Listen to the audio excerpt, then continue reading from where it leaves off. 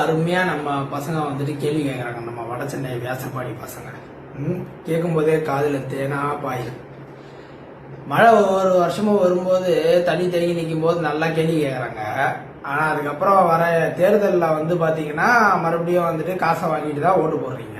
2023 டைம்லயும் வந்துட்டு நல்லா மழை பெஞ்சது, தண்ணி எல்லாம் நின்றுட்டு இருந்தது. அன்னைக்கு அதே வட சென்னையில வேசப்பாடி சைட்ல ஒரு பையன் வந்துட்டு எம்எல்ஏ யாராவது இந்த பக்கம் வந்து பாருங்க உததான் விழு அப்படின்ற மாதிரி சொன்னாங்க. அன்னைக்கு தக்காளி சோறு போட்டாங்க திமுக.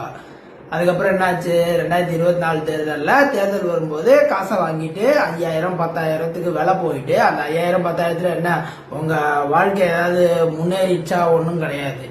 அந்த ஒரு மாசத்துக்கான சரக்கு அடிச்சுட்டு ஜாலியா சுத்தத்துக்கு அந்த 5000 10,000 வாங்கிட்டு விலைக்கு போன அடிமாடு மாதிரி விலைக்கு போன ஆளுங்க தான் நம்ம.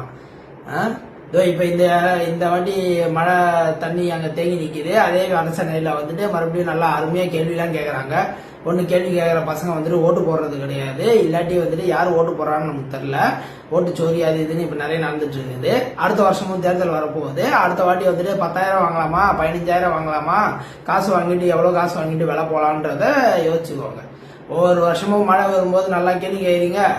ஆனா தேர்தல் வரும்போது மட்டும் அதே வட சென்னையில இருந்து, நானும் வட சென்னையில தான் இருக்கிறேன், உங்களெல்லாம் பார்த்துட்டு தான் இருக்கிறேன். தேர்தல் வரும்போது நல்லா லட்சக்கணக்கில் ஓட்டு போட்டு திமுகவையும் அதிமுகவையும் வந்துட்டு வெற்றி பெற செய்யறீங்க. அடுத்த வருஷமும் நீங்க அதை தான் செய்ய போறீங்க. நீங்க என்ன மாறவா போறீங்க? தமிழ்ல வந்துட்டு ஒரு சிறப்பான ஒரு பழமொழி இருக்குது, மக்கள் எவ்வழியோ தலைவரும் அவ்வழியே மன்னரும் அவ்வழியே அப்படின்ற மாதிரி.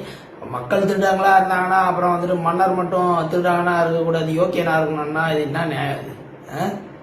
நல்லா யோசிங்க.